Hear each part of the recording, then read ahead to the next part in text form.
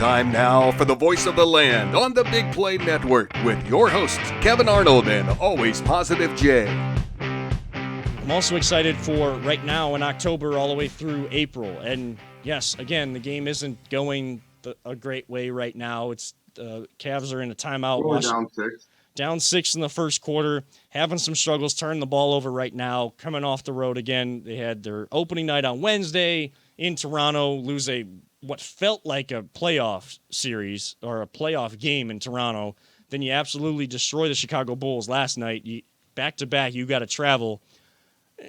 Some weary legs to be expected, but you still expect more out of this team. Jay, this team, though, we saw a young, up-and-coming team do more than everybody expected it to last year, and they took a big swing, and they made the trade. Colin Sexton, the main piece in the trade, to get Donovan Mitchell, and Donovan Mitchell has delivered with Darius Garland suffering that eye injury in the opening game against Toronto. Oh, did he ever deliver, man? He's the first guy ever for our team to hit his first 2 games, 30-plus. Yeah, you see. I told you the future is bright. Take the lead. Let's go. This team I love this team so much. All right, keep going. I'm sorry. But, what they did last year is pretty much what the Guardians did this year. They just totally overexceeded expectations, came out of nowhere. And like I said last year, and I'll continue saying it, if they didn't have all those injuries and they would have just stayed healthy, they could have taken anyone in that East. I was not very afraid of the East last year. You know, everyone else says they were like, the East is so good and so much better than the West. It felt like there's a lot of really, really good teams in the East, but the super elite, like how the Warriors are still in the West. It's still the Warriors. They're the beyond elite. But yeah, I think this Cavs team has an extremely bright future. They could win it this year for sure. They're young. Will they? Probably not. But they can make a good run in the playoffs. But they do have a chance to get at least to a championship. This team is stacked right now. I mean, look at Osman. Cedi Osman is just doing awesome this year. And it felt like every year this guy progressed a little more. And what I want to see him this year is just be consistent and not that up and down kind of seasons he's been having. If he can stay work and do what he's doing, and when we get Garland back, this team, the possibilities are unreal. And I think the biggest thing to remember, not that Garland's out, but there's so much time left in the season. Like we're in October and we're on game 3. Games are going to go through April.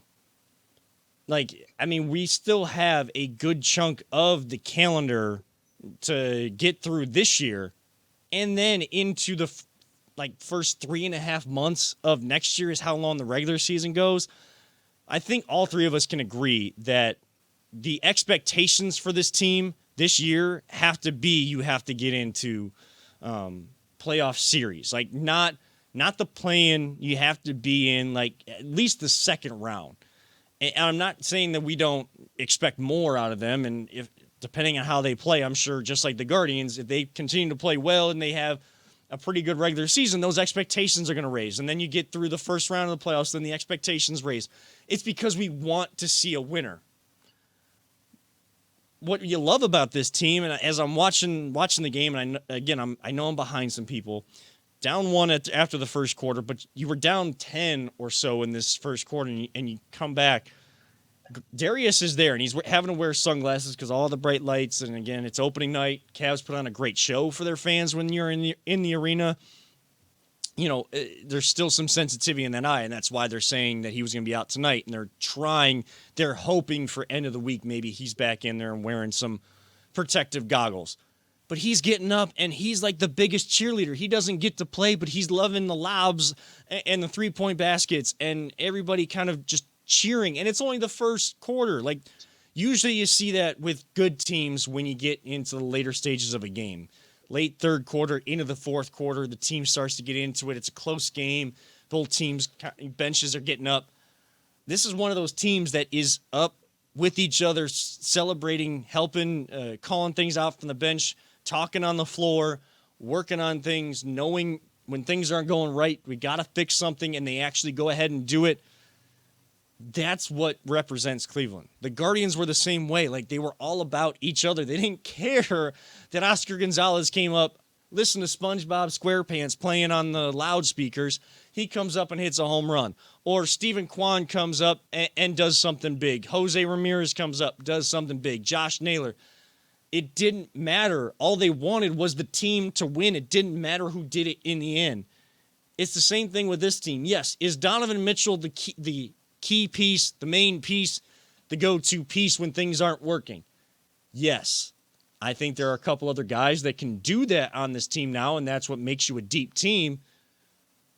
But this team also, like, plays for each other, and that's what this city is about. Like, we're for each other. If you're for Cleveland, if you say, I want to be here, I want to stay here, you hear your friends say that, you're all excited. You hear one of your favorite players on one of your favorite teams say that, you're all about it. And they live to that mantra. They do that every night. You see it. You don't just hear that they're going to do it.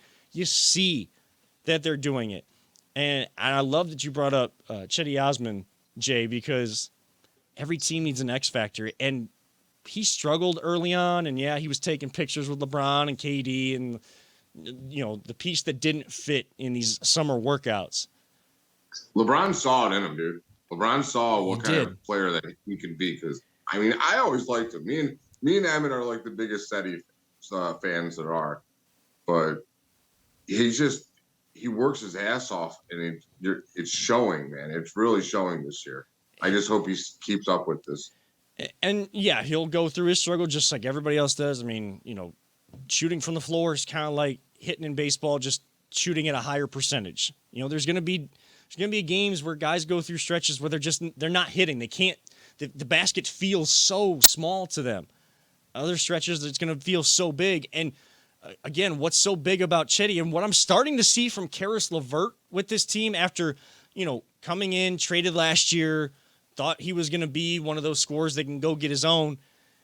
I'm seeing guys that are playing a role, learning what their role is and doing it, not caring if they get all the praise or not, or if they're, you know, not sulking. It's about winning. It's about winning, not sulking on a bench because you're not getting what you think you should be getting, what you deserve.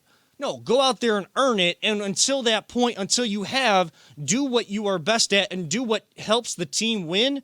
And that's what Karis LeVert is doing. That's what Cedi Osman is doing. He's making the extra pass, and that's what's showing me exactly what you're talking about, Kevin. That's what Kevin Love is doing. Kevin Love was a starter and one of the main three when we said we got our big three when LeBron came back. When we made the trade, we traded Andrew Wiggins away, and we got Kevin Love from Minnesota. He knows he's not at that point of his career anymore. He's willing to come off the bench. He doesn't have this big ego where he can't come off the bench. He comes off the bench. He brings energy. He gets rebounds. He takes charges. Guys that were kind of touted as a big-time player like Kevin Love was aren't the type of players that are getting in there all the time. And you know that they're not that type of guy when they don't take those kind of charges. They don't make the extra pass. They don't do the energy stuff. LeBron's done that his whole career. Now, you bring LeBron into your team, that's an exception to every rule. Still at year 20, he's still going to be a starter. He's still going to be a main piece of your team. The reason why the Lakers suck is because they don't have guys that know and can actually play a role and can shoot the basketball.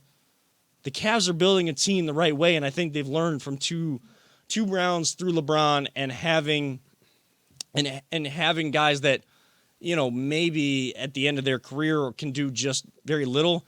They're getting guys younger in their career and can do the little things. I'm seeing guys diving on the floor. It's game 3. Like, that is what you want to see. Whether you win or lose, winning teams are built by doing the little things, and that's what the Cavs are doing. That's what the Guardians are doing.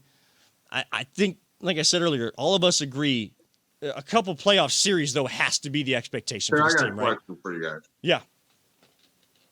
After last season, before we had Donovan Mitchell, what was your expectations for this season? It was to get into a playoff series, not to be in a play-in spot, to have the young guys take the next step. Yeah, same.